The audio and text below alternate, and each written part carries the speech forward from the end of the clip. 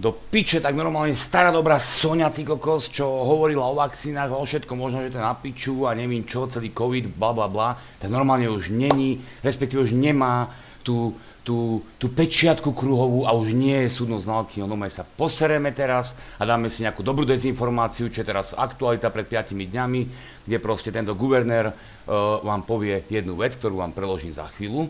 Cared about.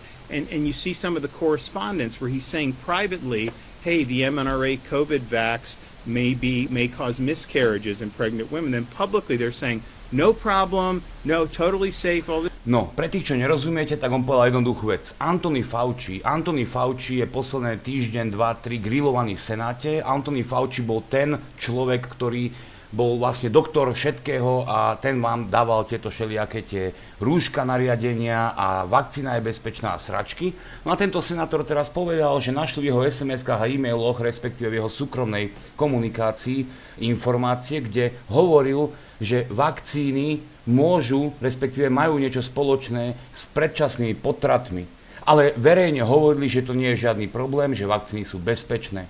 Takže asi tak, jak zobrali dezinformátorke do piče pečiatku Pekovej, tak by mali Faucimu zobrať pomaly život, lebo klamal.